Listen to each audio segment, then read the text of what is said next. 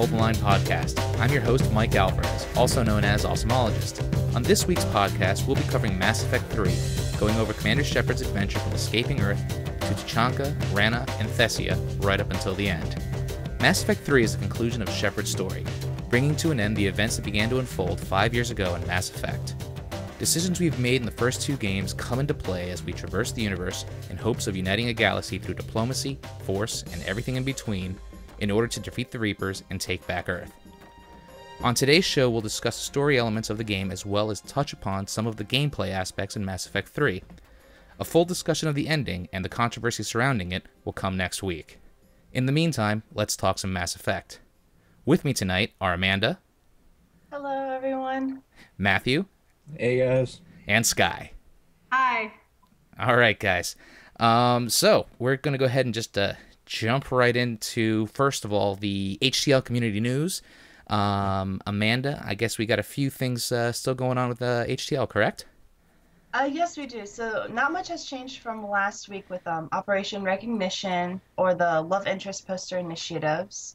But there's something that isn't HTL related or retake related, but it's Mass Effect related, is there's a charity drive in the works. I can't tell you much now, but it's pretty much a love and appreciation for Mass Effect, and we want to do like an art gallery charity to promote Mass Effect art and various charities. So when there's more info, I will update it. Great. So something to keep an eye out for. Yeah, something to keep an eye out for, yeah. Okay, and just to verify, Operation Tsunami is over, correct?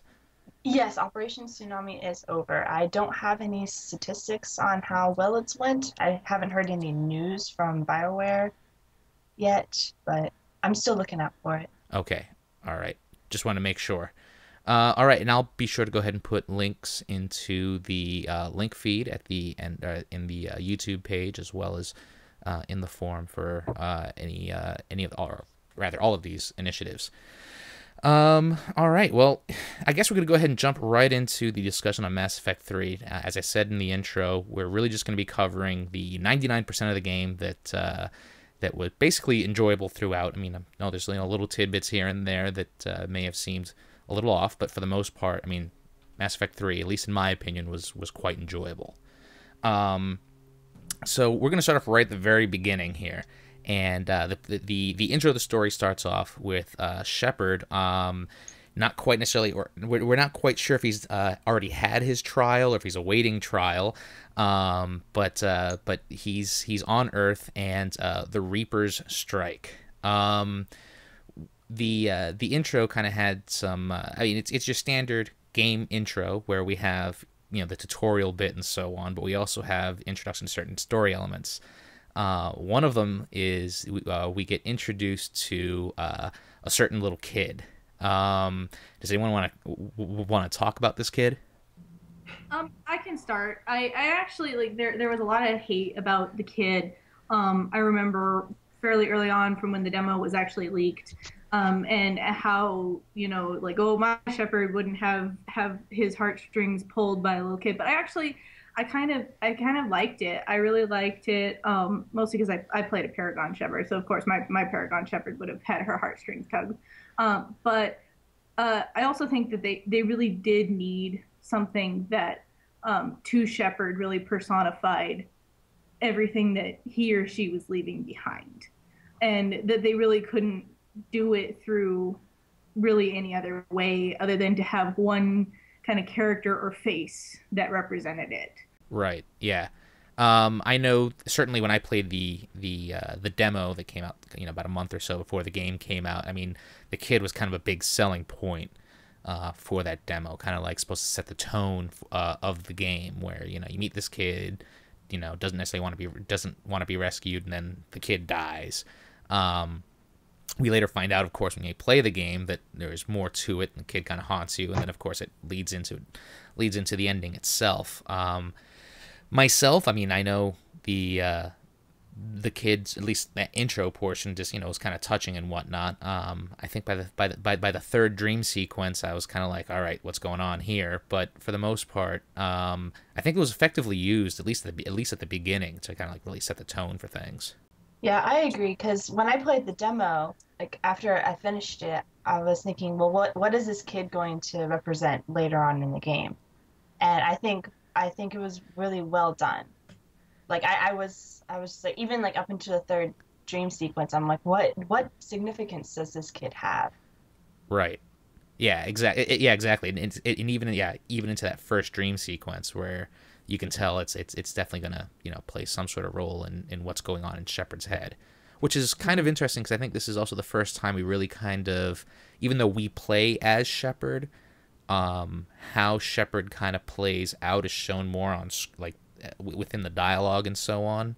There's conversations later on, whether early on with like Liara, for instance, after that first dream sequence, and then later on with your LI as well, towards the end of the game, where Shepard actually gets to respond and talk about what's going on in his or her head. So it was certainly interesting and certainly kind of changes the mood in the game. Yeah, I think you're right. It sets a tone for the game that I don't think we've gotten from the other ones. It gives more of a direction to where you're seeing, the thought process in Shepard's head. Even though we do play, as Shepard, it gives you more of his insight or her insight into, what's been going on for the last 4 years, 5 years. Right. Yeah, and I think we saw a little bit of that in Mass Effect 2, but mostly really when we were just talking to the Elusive Man. I think it kind of came out. Otherwise, though, a couple minor conversations here and there, but it was much more prevalent in Mass Effect 3. Anyways, also on Earth, we run into the Virmire survivor. Now, I forgot to go over this at the very beginning, but just real quickly from you guys, what kind of Shepard did you play? Or who's your main Shepard, I should say? I'll start off. My main Shepard is a Paragon Spacer War Hero Infiltrator. And my Virmire survivor, at least in my main playthrough, is Ashley.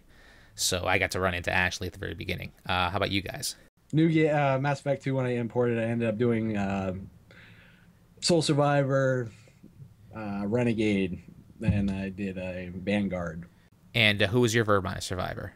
I'm gonna get flack from the Caden fans. Ashley, I killed Caden. I did too. Don't worry about it. I think it's just a guy thing. And Sky?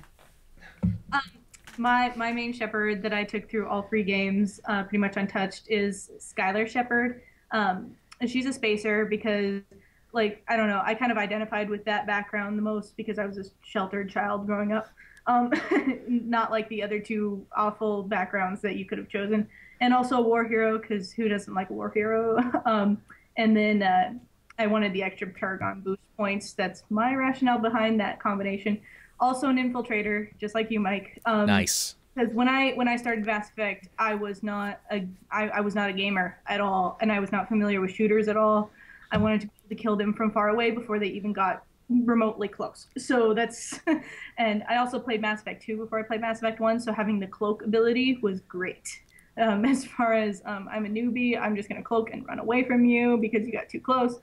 And that's a class that I've just really come to love, and it's my go-to class now. Oh yeah. And I played her Paragon, but the Renegade interrupts were great in Mass Effect 2. So occasionally she would knock people around because that she just doesn't take people's crap. And her love interest was Caden in Mass Effect 1, so she saved him on Virmire. And I was originally going to ditch him in Mass Effect 2 and go with someone new in Mass Effect 3, but there were no new male love interests for straight female Shepard. So I ended up just staying with him in Mass Effect 3. Alrighty. And Amanda? Okay, so I actually played Mass Effect 1. So when I started Mass Effect 2, I kind of got the generic, like, this is what happened. So obviously, since I played FemShep, I got Caden as my Virmire survivor. And I started off as a soldier, spacer ruthless, and I usually play about like renegade or renegon. Uh-huh. Because there's just sometimes I can't be mean to somebody like Garrus or Tally. I just can't be mean to them. But yeah, like that's kind of my character. Alrighty. So and then in Mass Effect, sorry. Yeah, go ahead. And then in Mass Effect 3, I actually switched my class. I went from soldier to adept. Oh, because I wanted to mess with some biotics and see how fun that was. That's a pretty big change, actually. It is a huge change. Because that's going from shooting everything to, oh wait, I have a gun. Yeah.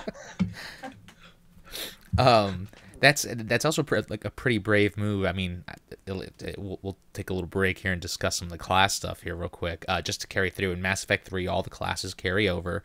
And gameplay wise, basically all your stuff from Mass Effect 2 will transfer over, and then you get to expand on them. Assuming you imported, you start off at level 30, and then get to build up from there. I know for myself also, playing an infiltrator, as same as Sky, like it's a nice little mix. But I mean, I've played just about every class.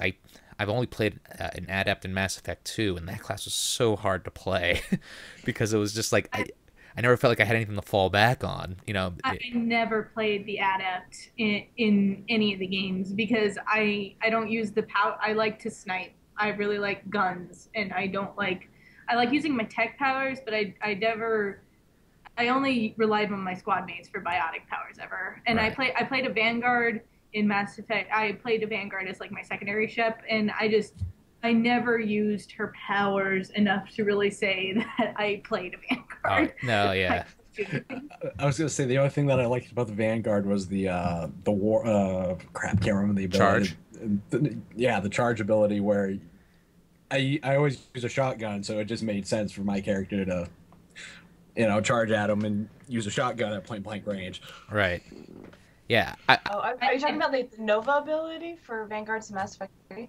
Like where you charge at them and then you like slam down on the ground and like knocks them all out? That was fun. Yeah.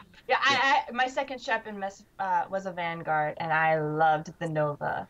Like I think I abused that power a little bit too much. I'm gonna jump in here with a quick crazy little story about my little sister, who's also on HTL. This is the same girl who jumps with the controller when we used to play Mario Brothers, and we'll cover her eyes in Silent Hill, meaning she'll just die. And also, like she's not a very good gamer, but she plays a Vanguard and basically doesn't even use a shotgun. She believes in melee. She will melee kill everything, basically. That's awesome. That is amazing. And not only that, from first account from my brother-in-law, apparently she's really damn good at this. So it's kind of amazing, and it certainly brings a certain insight into her psyche, which is actually quite frightening now that I think about it.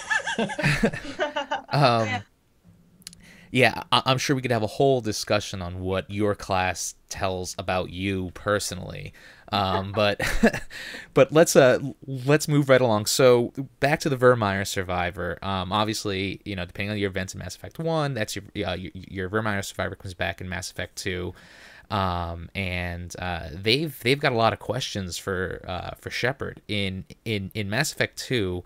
Your Vermeer Survivor basically abandons you. In Mass Effect 2, they kind of say, oh, they don't trust you, or I never quite fully understood why Ashley wanted nothing to do with me in Mass Effect 2, especially when like Garrus is like standing like 5 feet away, but I guess their excuse is since we're working for Cerberus, and Cerberus is a bunch of tools and whatever. They just don't trust you, and they continue to question you, especially once you escape Earth. Hackett then commands you to go straight to Mars, to meet up with Liara, and find out, I guess, pull some records from Mars. Now this sets up two things. One, we also get to we get our confrontation or the beginnings of a confrontation with the Vermeer Survivor. We get to run back into Liara, who we last saw in the Mass Effect 2 DLC, Lair the Shadow Broker. So she's significantly changed, and it sets up the Catalyst. Let's take a step back and talk first about Liara real quick. Amanda, what can you tell us about Liara and her changes? So my first introduction to Liara was with the Lair of the Shadow Broker, and I actually really liked her character, and I considered her to be like my Shepard's best friend. Since I was playing Soldier at the time, her biotics in that part of the DLC came in really handy for me, especially her singularity. I think that's like my favorite power of hers is her singularity. And then in Mass Effect 3, when I had her, because when I switched to Adept, I had her when I was on Mars, and her color of her singularity was different from mine. I was a little jealous because I liked her color a little bit better. I think hers was like black or something, and I'm like, why can't I have a black singularity? This isn't fair. Priorities. Right. One of the things to touch upon Liara, because in Mass Effect 1, I'm going to be completely honest, and I know some Liara fans are going to be upset about this. I didn't care for Liara in Mass Effect 1. Oh, come on, you didn't like the embrace eternity thing, 4 or 5 times? Well, it wasn't even so much that. It was just that, we had to go rescue her, and then she was just kind of wispy and oh this and oh that, and then she would Shepard would go and absorb all this Prothean knowledge, and then we would share the knowledge, and then she'd pass out. And it was just kind of come on, grow a pair. We got stuff to do. Yeah, she seemed flimsy. She seemed really flimsy. Now, my opinion of her greatly changed in Mass Effect 2 because she definitely took a level in badass, and when she became the Shadow Broker, and by Mass Effect 3, that's kind of carried through, and she's definitely holding her own. We kind of get that in that intro cutscene when she's crawling through the ducts and the Cerberus guys are after her, and then I love that part. Yeah. But my what I noticed about Liara, because I read the Redemption comic, something about Shepard dying really changed her. She was obviously very attached to Shepard in Mass Effect 1, which I found was kind of creepy. But I think she really came into her own while Shepard was dead. And she showed a level of loyalty to Shepard that I really admired, and then she became a stronger person, and she was a stronger person in Mass Effect 2, and that's when I went from kind of meh on my opinion of her to yeah, she's cool, I like her.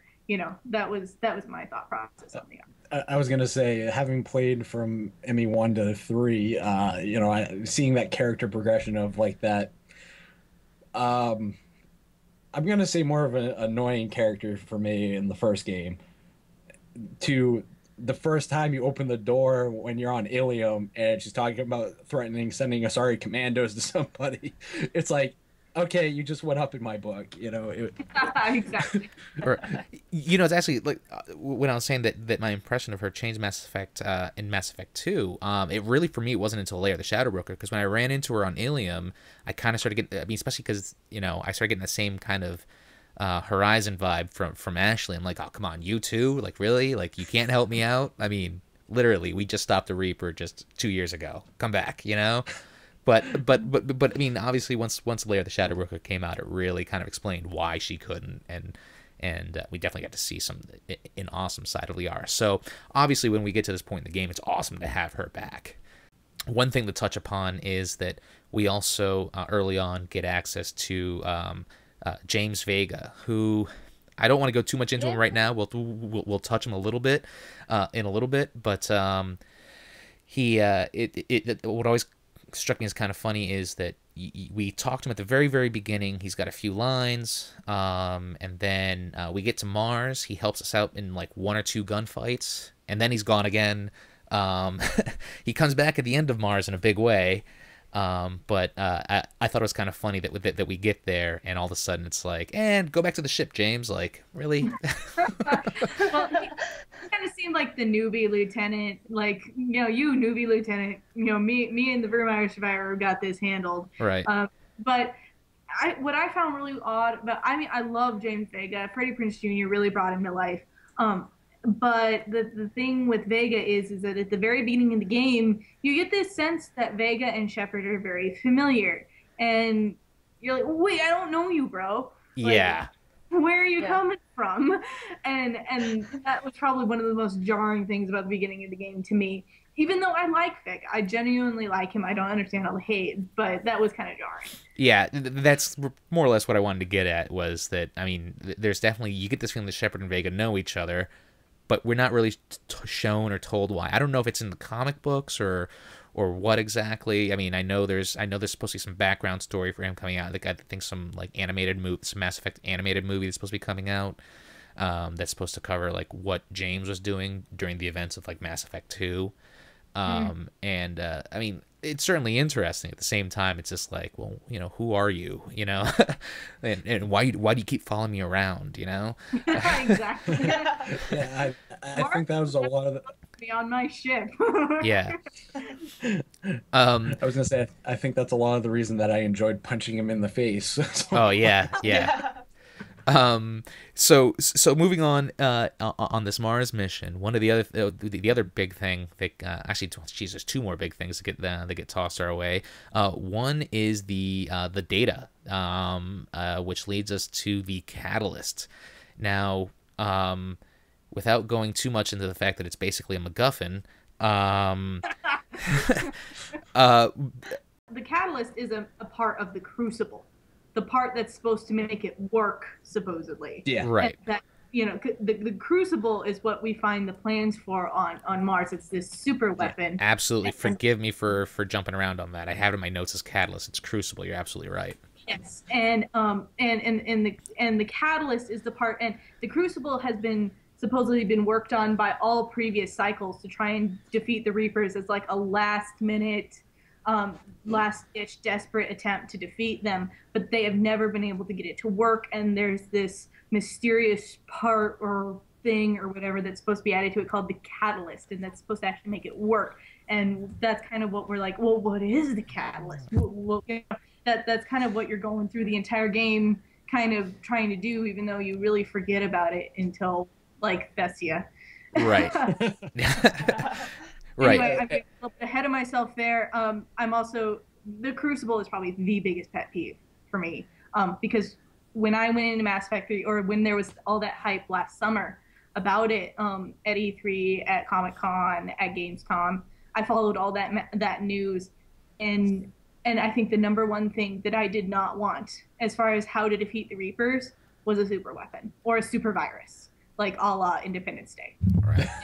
And it's the one thing that I was just like, if they don't do this one approach, I will be 100% happy with Mass Effect 3. Nope. Totally blown out of the water in the first mission. And then automatic disappointment from there. I mean, I hate to be the negative Nancy, but that was my big letdown. Right there, right from the beginning. Right. Yeah. While I had a similar thought myself, just like, you know, gosh, it's got to, you know, I kind of knew they would have to go with some sort of super weapon or virus, because that's basically a sci-fi trope at this point. I mean, it goes back to War of the Worlds. That's pretty much why I didn't want it to be that way. Is because I'm like, surely these guys are more creative than that. Right. You know, and it's been done to death. Yeah. Yeah. That's my opinion. Don't listen to the negative one over here. All right. And Amanda, your thoughts on the Crucible / Catalyst? I actually didn't think much of it other than, oh, great, so we have this giant weapon we're going to use against the Reapers. Right. Like, I don't know. It's just something about it. I didn't feel like I didn't have a connection towards it. Or I didn't think it was like something that was going to be that important until I actually saw, I think it was like a cutscene where it shows like partway through the construction of the Crucible. Right. Yeah, we get a couple cutscenes. Yeah, and I saw how massive this thing was, and I'm like, oh crap, what is this thing gonna do? And so then I got like really interested into it. Right. Yeah. Like, okay, like, what's the catalyst? What's it gonna do? What do we need to do to get it? Right. Yeah. It's certainly an interesting bit of of storytelling there. And and you brought up a good point there, Amanda, was that you do kind of forget about it because shortly after we leave Mars, it's, you know, our focus on the Crucible is basically Hackett says, you know, don't worry about the Crucible, we're gonna build it. We need you, Commander Shepard, to go out and you know, basically get us an army to take out the Reapers. Yeah, because they weren't going to be able to deliver the Crucible without a massive fleet to protect it. Right. So upon leaving Mars, we go straight to the Citadel. Now, the reason we have to get to the Citadel is because a certain evil robot basically beats up the Vermeer survivor at the end of Mars, which oddly enough I was playing through the other day, and I think I ran into like a little glitch because I could not kill the robot in time. And what weapon were you using, Mike? You're only allowed to use the pistol. Because I had my sniper rifle, but then it switched automatically over to the pistol for that cutscene. And for whatever reason, I kept shooting it. And I don't know if it was a bug or something like that, but it's interesting because if you don't kill it in time, you get a death cutscene, and then a game over screen. It's like, oh wow, the game can really end pretty early for Commander Shepard. And it's not just like the regular, like, oh, you know, Reapers took you out and you get the critical failure or whatever. Like, you get this whole scene of, like, you know, the robot like killing you. You're like, oh crap. So yeah, but anyways, this robot beats up the Vermeer survivor, and you get to take him back to the Citadel, and this is your opportunity to meet up with a few of the older crewmates. You get to pick up Dr. Chakwas if she's alive, or Dr. Michelle from way back in Mass Effect 1. Almost completely forgotten about her when I ran into her. As usual, the council, you know, you can't fully convince them, even though, once again, you're kind of coming in like, hey, it's me again. You know, I've kind of got some shit to show you guys, and you're not going to believe me again, but check it out. So they, of course, don't believe you or don't fully trust you, or rather defend their own, and you've got to kind of go around and build an alliance. It's the Turian counselor who, oddly enough, comes to you first and sends you off to Palaven, where you're supposed to pick up their Primarch and get to this big summit. And on Palaven, we meet up with yet another, well, quite possibly my favorite character outside of my LI, Garrus, who oddly enough has kind of, you know, has risen up in rank. And actually, just real quick, did anyone here romance Garrus? I did. You did? I romanced him with my secondary shepherd. With the secondary shepherd? All right. Well, Amanda, why don't I let you introduce Garrus then? In Mass Effect 3, so being a love interest, there isn't really much difference, I don't think, between being a love interest and not. So you meet him and you kind of get the like, oh hey, bro, you're back. I'm like really happy to see you, but we got some other things we need to take care of. So we'll have like hellos later. And so pretty much you send off Liara. Yeah, you send off Liara, and so it's you, Vega, and Garrus. Right. For the Palaven mission.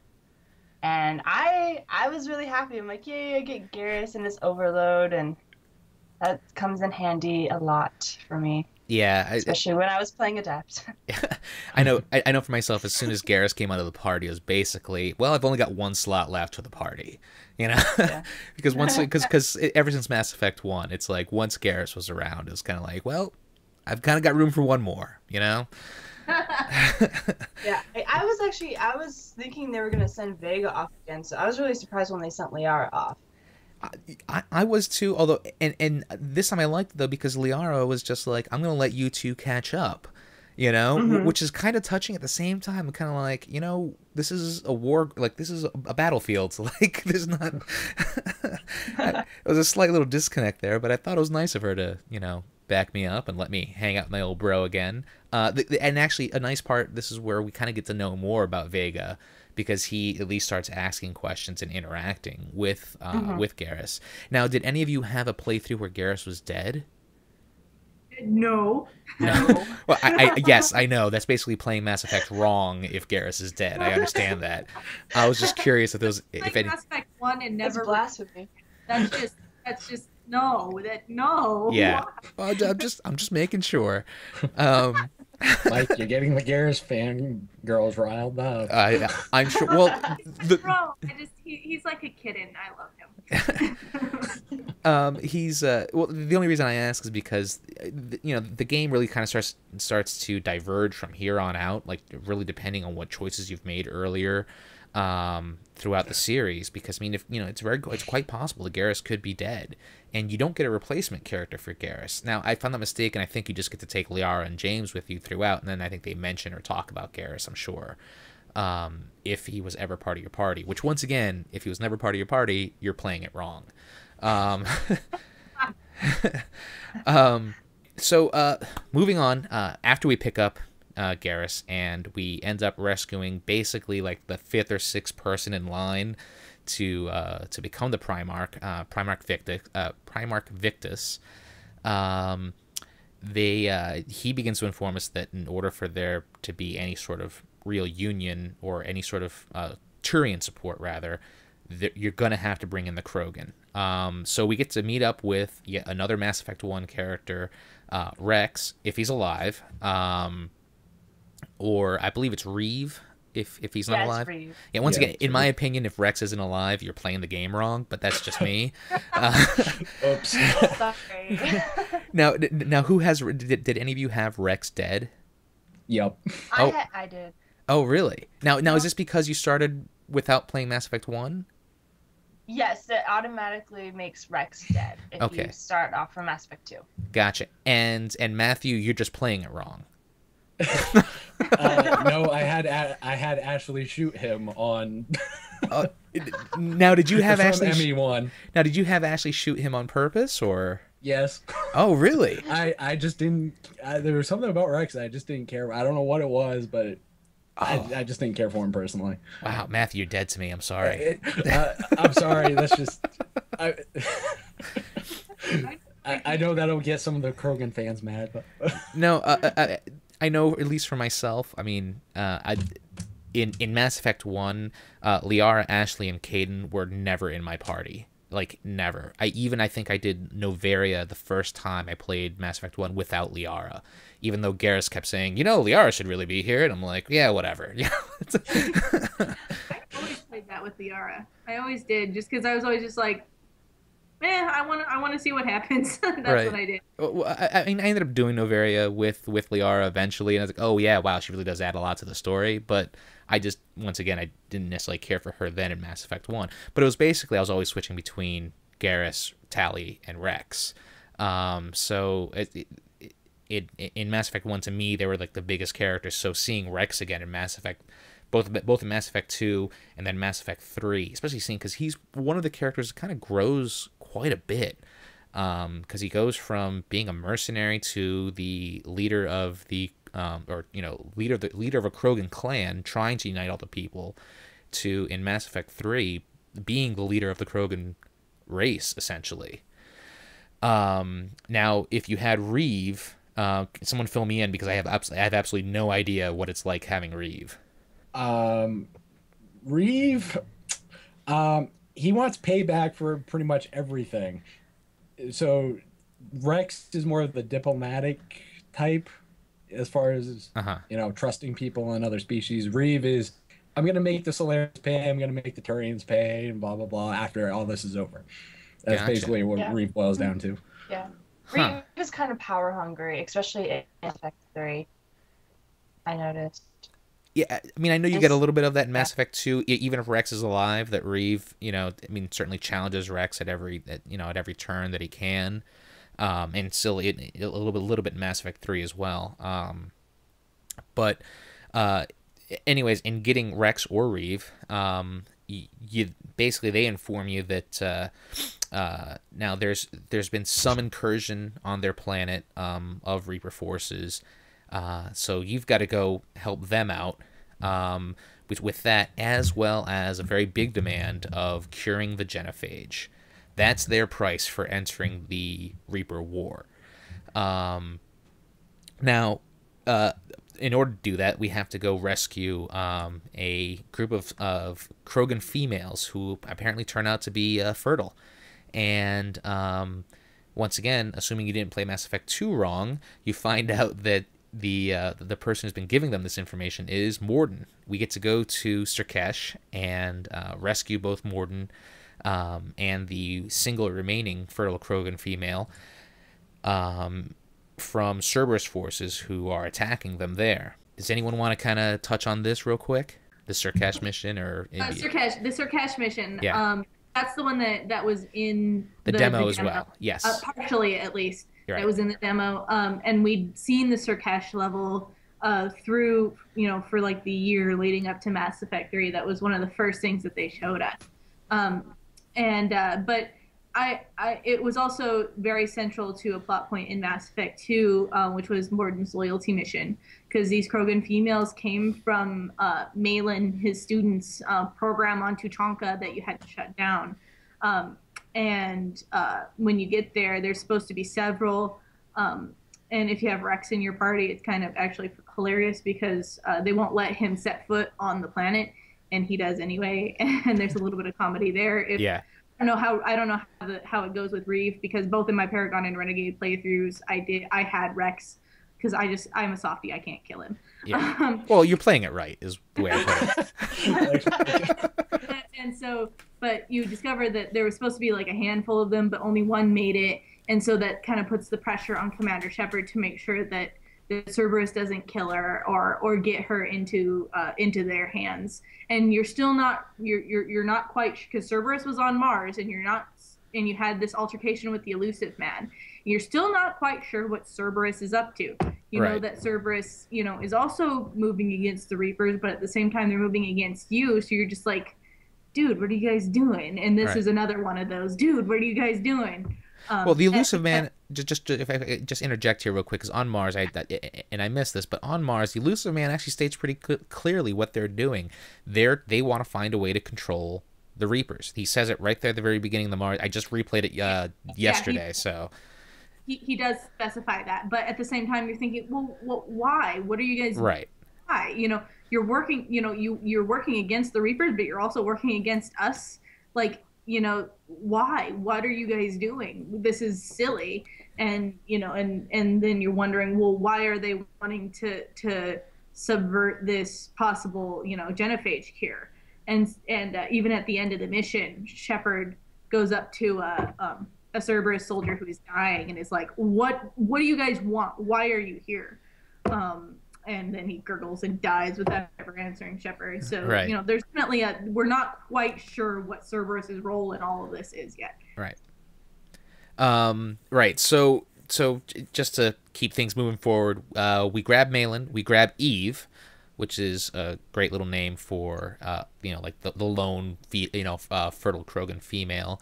And when we get to the part where we've finally come up with a cure, or at least, leading to a cure, we get this offer from the Dalatras, sabotage the program, and we get the Solarian fleet. Now, before I continue on, did anyone take that option? No. No. I'm going to take that resounding silence as a no. Only in my Renegade playthrough, because I wanted to see how awful it was. Gotcha. I didn't, and I'm going to go through and play that character again, because it was awful, and I don't want to ever play that storyline ever again. Yeah, it is. Yeah, you're basically a horrible human being if you choose to sabotage. Especially if you have Rex and not Reeve. Right. It's doubly awful. Right. Like Matt, you don't know anything. If you have Rex versus Reeve, taking that and knowing what's going to happen is just, oh god! It took everything I had to make that decision. Right. So, I think it's easier if you have Reeve to make that kind of decision than Rex. Oh, I'm sorry. Can you repeat that? You're breaking up a little bit. I think it's easier to betray the Krogan if you have Reeve instead of Rex. Because I think there's just no connection with Reeve. So it's just like, okay, even if you're renegade, it's like, okay, whatever, I can jab this up, it'll happen. I don't care about Reeve. But I think with Rex, there's been some kind of connection there, the characters, throughout the previous few games. So it's just like, why would I want to do this with a friend? Right. You'll have to forgive me, Amanda. You came in really, really choppy there. Oh, really? I did? Oh, now you just came through perfectly clear. Sorry. No. That's okay. I'm pretty sure it's your connection. And by the way, thank you so much for joining us like early Sunday morning out in Japan. By the way, and no I'm pretty problem. sure it mostly has to do with the fact that it's international internet access, so or international Yeah. connection. Yeah, exactly. So I'm sorry. I think what you were saying was that it's an easier decision to betray the Krogans if you had Reeve as opposed to Rex. Is that where you're getting at? Yes. Okay. Yes. All right. Yeah. No, I could. From what I understand, there are. Well, actually, I'm going to come back to this in a moment. But upon going through the mission to cure the genophage, we get probably one of our first like coolest cutscene moments ever when we get the king, the mother of all Thresher Maws, Kalros, and Kalros coming out of the ground and attacking the Reaper because we were able to summon it, which is really a callback to Mass Effect 2's Grunt's loyalty mission, where we had to call up that one Thresher Maw to prove that he was a man, even though I think Shepard did all the killing. And one thing I do want to touch upon here, especially in that mission, because outside of Rex, outside of Eve, and outside of Reeve, we get to crawl through an ancient Krogan city, and we kind of get to see that, I mean, the Krogans were really messed around with. And we get a bit of this lore, a bit of this history from all sides here, where the Solarians, to a certain extent, they regret bringing the Krogan into the galactic community, and meanwhile the Turians also kind of regret it, but then again, it wasn't fully their choice. But then they got stuck in a horrible war with the Krogan. And then of course you got the Krogan themselves, who, even if you have Rex, they want revenge on everybody to a certain extent. And there's a great bit of intergalactic politics going on here. I don't know if anyone wants to touch on any of that before we move on. I definitely get the sense that because when you're crawling through the ruins, some of the architecture and art and stuff that you see down, it's gorgeous. You definitely get the feeling that the Krogan, while they're inherently violent, they're also very passionate people. And that, given the right motivations, the right leadership, that curing the genophage, because the Dalatras's whole thing was, you can't cure the genophage because once this war is over, we'll have another Krogan rebellions on our hands. But you definitely, going to Tuchanka, you get the sense that if given the right circumstances, and this is something Paragon Shepard says all the time, like if you play a very true blue Paragon Shepard, is like, if we treat the Krogan right, if we show them how to really be a civilization, that they can really truly be a great contribution to galactic society. And I think I also got the impression, I never played through Mass Effect 3 with Reeve, but I got the impression that with Rex's guidance, with Rex being the one at the helm, that they could really achieve that they could actually, move beyond their violent nature, because Rex starts, he's like, hey, we want an embassy on the Citadel, we want a new home world because ours is completely trash and won't be livable for a while, we want colonies so that we can peaceably expand and because they have high birth rates after the genophage is cured. So And I also got the sense that because Reeve, I did play a Mass Effect 2 default save without Rex. And I definitely got the feeling that Reeve would abuse it if you cured the genophage for them. Like the Dalatrass might be right, Reeve were in charge, but if Rex was in charge, you get the feeling that the Krogan can be a good contributing member of the galactic community. Yeah. Yeah. I think. Go ahead, Amanda. I think the Krogan, like if you have Reeve, as long as I think if Eve survives, I think she can provide that guidance for the Krogan, but if you didn't save Malin's data and she dies, like I don't see a point in keeping or in trying to cure the genophage if Rex is, because I can see, or not Rex, sorry, I can see Reeve abusing that. Right. And you're starting a whole new rebellion. So I think if I forgot about Reeve, but Eve, if you have Reeve and Eve, I think that can work. But just Reeve, that I don't see curing the genophage. Right. Yeah, because Morden mentioned something about if you play a completely renegade shepherd throughout the whole mission. Morden mentioned something about with Eve not being alive, it's troubling with with Reeve just being in charge, because Eve would have been the counterbalance. Right. Yeah. To Reeve's insanity, essentially.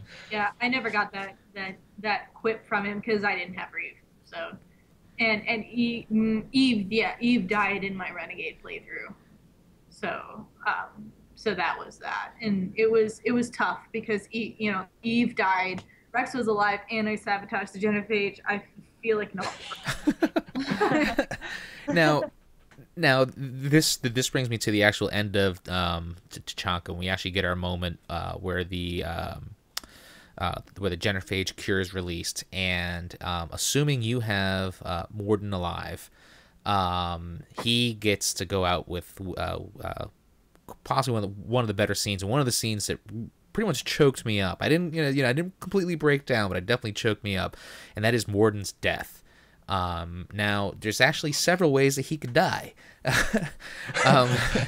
One of them is going out in basically a blaze of glory, where he goes up, releases the cure. He's singing as he's releasing the cure, and then the building blows up around him and he dies.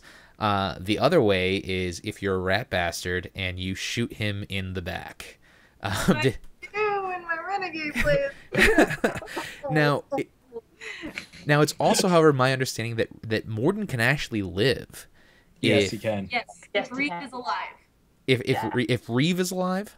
If Reeve is alive, Eve is dead, you can convince him that the genophage is still a viable option using a renegade on the dialogue wheel. Persuasion. Yeah, well, because Morden recognizes that curing the genophage and that Reeve would kind of abuse his power, and that's the only way you can convince him that it's not a good thing to do to cure the genophage. That's the only way you can convince him. That's the only way he'll stay alive. Gotcha. Now, did any of you take that path? No, I didn't have Reeve alive. No. Okay, so and Matt did. On my second playthrough, up before the ending. I'd played like a Paragon Renegade mix for the first playthrough. On the second playthrough, I did a complete Renegade, and I went with the Eva died, Reeve was in charge, and I did the dialogue Renegade option on that, and that was the only way I found without having to. Well, you were at PAX East. How Patrick Weeks went into weeping after writing writing that. Yeah. No, it's definitely a tough scene. But the I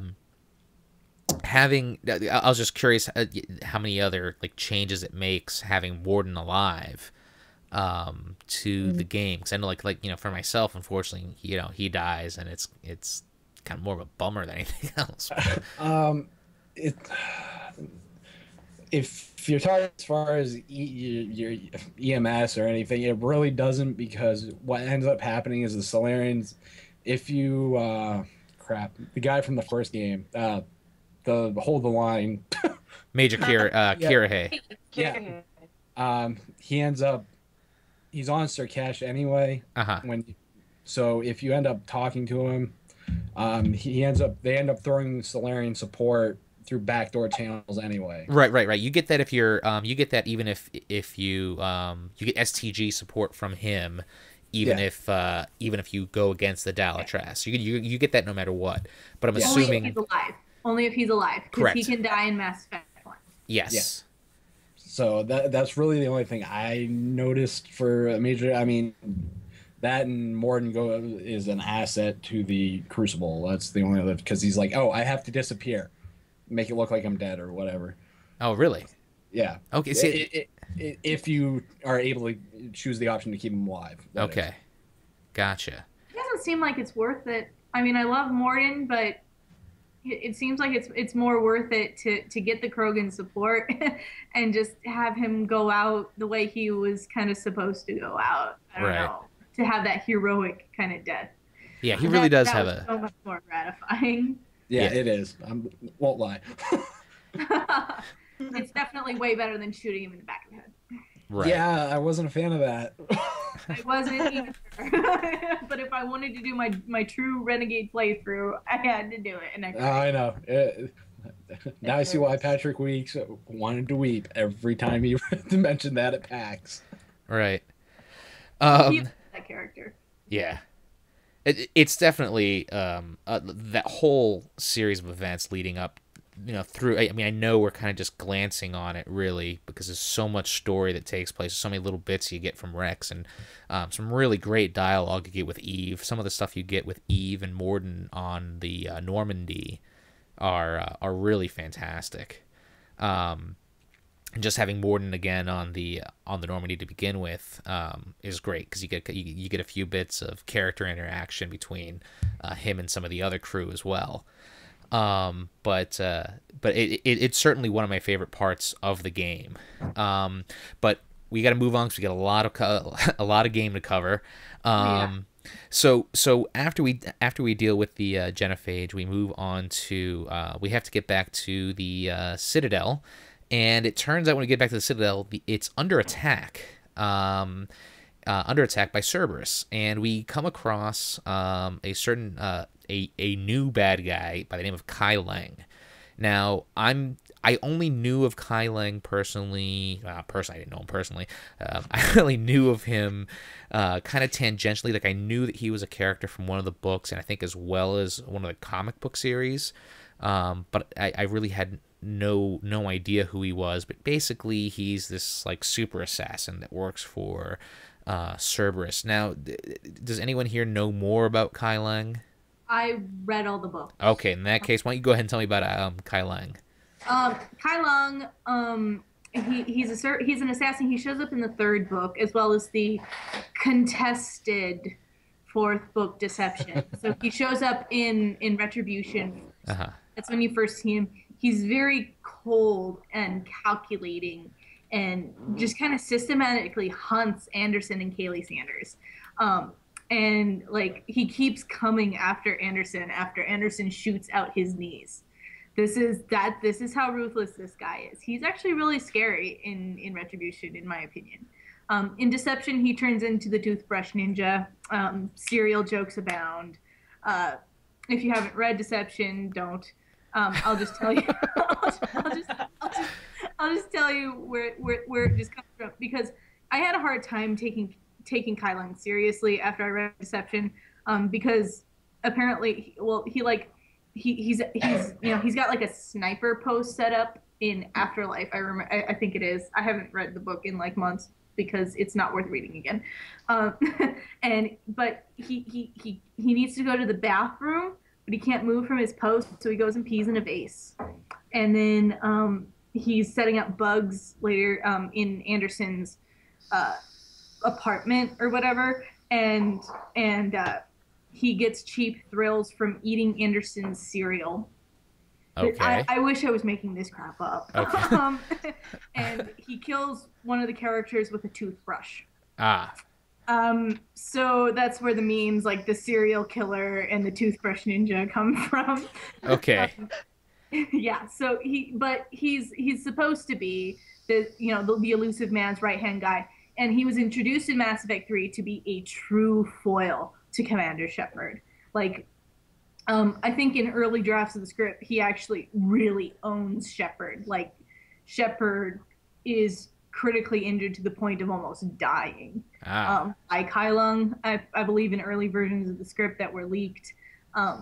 And that was on Thessia, I believe. And Thessia was supposed to happen earlier in the plot. But and so we were supposed to get a lot more of him. Okay. But he was supposed to be a foil to Commander Shepard, basically. Right. And he does get some semblance of being a foil, of being someone that Commander Shepard quite can't get. We get that in the attack on the Citadel when you're trying to track down the Solarian counselor to rescue him. And if you have Thane alive, Thane steps in and helps out Commander Shepard, although he's the one who gets mortally wounded by Kai Lang. And then you get this great little like sky chase that happens. Then you move on to another section of the Citadel. But essentially, you're able to stop Cerberus, and we at the end of it. You're able to stop Kai Lang from getting to the rest of the council. Like, it looks like their main goal is to wipe out the council and kind of cause a bit of disarray on the Citadel and with the galactic community. You're able to stop them. But just before you're able to stop them, you have a run-in with the Vermeer survivor. Now, the Vermeer survivor, who's been on the Citadel, gets better from their injuries, and then Counselor Udina, who, regardless of if you had Anderson as your counselor, I guess they don't really explain Anderson retiring as a counselor and going back to being an admiral, which is kind of unfortunate. I don't know, does that happen in the books or in the comics by any chance, or no? In Deception, he is retired from the council. Well, like, he has stepped down. Okay. Okay. So they explain it in the book, but they don't explain it in game. They don't really explain it. Well, I'm trying to remember which book. Like, it's in the books that he stepped down. It's also in the Codex. If you listen to his Codex entry, they talk about how he stood down from the council because he felt like he could better prepare Earth for the Reaper invasion if he were with the Alliance military. Ah, gotcha. See, that's my problem, is that I almost never look at the Codex. Well, I don't think you really should have to. No, that seems like important story information. That, I mean, it could have been 2 sentences from Anderson at the beginning of the game as to exactly. Yeah, but that's neither here nor there. But moving on with we get the Vermeer survivor. Is now a Spectre. Basically, I think we're to assume the second human Spectre. We don't know if there's been any others between Shepard and the Vermeer survivor. But so this is the another Spectre there to protect the council, and you kind of come up with a face-off.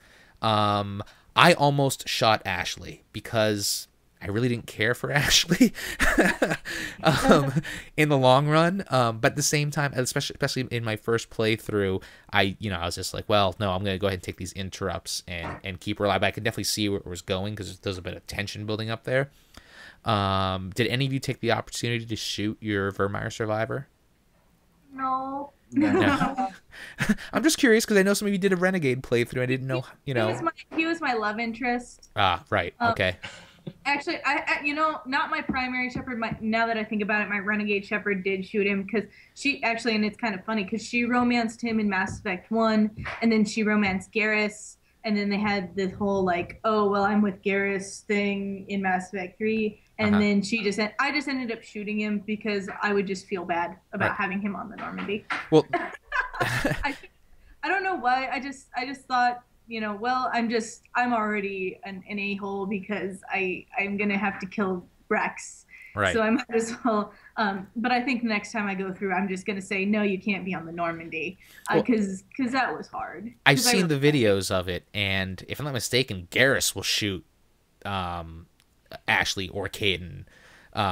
Because assuming, well, I guess it's actually one of your party members or whatever like that, but in each of the videos I've seen, it's always Garrus. And then there's a specific bit of dialogue afterwards, too, about why Garrus took the shot when Shepard couldn't, which I think is just fantastic, actually. If you ever get a chance, YouTube it, take a look at it, because, Garrus kind of, basically Garrus is basically saying that he always has your back, even if it's for the toughest decisions.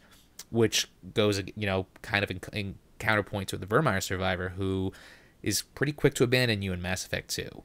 So yeah, that's definitely. Yeah. So I just want to touch on that Citadel attack stuff. One of the things we don't fully get still, however, is a true explanation as to what Cerberus is doing and what they're up to. You can only kind of get the feel that they're trying to, disrupt things. One thing I didn't understand in all of this was, if I'm not mistaken, there is a fleet stationed around the Citadel. And I'm kind of, like, I don't quite fully understand how Cerberus got in with the amount of forces they did. Because they seem to do a lot of damage. I could understand how they could get in because they're a former Black Ops organization. Okay. But so they could probably subterfuge their way in. What I don't get is the massive fleet and the massive soldiers. I guess you could explain away the massive soldiers with, like, oh, they're just indoctrinating people, because they were doing stuff like on Sanctuary, on Eden Prime, if you downloaded from Ashes. I could see where they could get the forces from, but not the fleets, because they spent so much money bringing Commander Shepard back and rebuilding the Normandy. Right. Yeah. It's a little bit of disconnect. I don't necessarily think it's a plot hole or anything like that. I just think it's something that probably could have deserved to be explained a little bit more in game. But I'm sure they had so many things they wanted to cover anyways. Well, it's easy to see why it's cut. I think it's something that could have probably been explained away in like a 3-second cutscene if they wanted to, but to me, there's so many. I have other issues with the game as a whole. That's nitpicks that I can overlook. Like, I can still keep a suspension of disbelief with it. Right. And Amanda? I don't know. Like, I think that there could have been like a quick explanation for it, but they just chose not to do it. Right. I mean, we certainly do get bigger Cerberus reveals later on, and we're going to get to that here in a moment. But moving on then to the next section. Actually, does anyone else have anything they want to cover real quick on events that have happened? Thane. Oh, that's right. Yes, Thane. Thane. I don't know, because I thought, oh God, he's dead. But then I went to go talk to Commander Bailey, or who was Captain Bailey, in Mass Effect 2. And he said something about how they're like, oh, well, they found another Drell donor and yada, yada, yada. Maybe you should go see him. And I thought, oh, he's going to be okay. And then he died. And that is actually the death that I curled up on the couch for a good half an hour and cried. Because I love Thane. Like, I love his story. I love how kind of tragic he is. I just love him. He's one of my favorite Mass Effect 2 characters. So his death was really, like, what really got me though was because Kolyat will have his son that you meet in Mass Effect 2 as well. We'll read a prayer book with you because Thane was really into his religion, and he'll read the prayer book with you, and without you realizing it, he reads a prayer for his father for you. And I thought that was so sweet. Like, and when you realize, oh, well, that prayer was being said for me, and that's like right as Thane passes away, and that's when it just laid me out. I was just like, that is just so sweet. That is so sad, and so that's why I just curled up into a ball and cried. That was. Go ahead, Amanda. I had a sad with Thane too. Mass Effect 2 with my second playthrough, I run this Thane, and then the last minute I switched to Garrus. And then it happened when I was going through Mass Effect 3. So he apparently, like, sometime in between, after him getting stabbed and before you see him in the hospital, he'll send you an email. And it's something, it's pretty much saying, like, I've always loved you, and, you've been a great inspiration to me.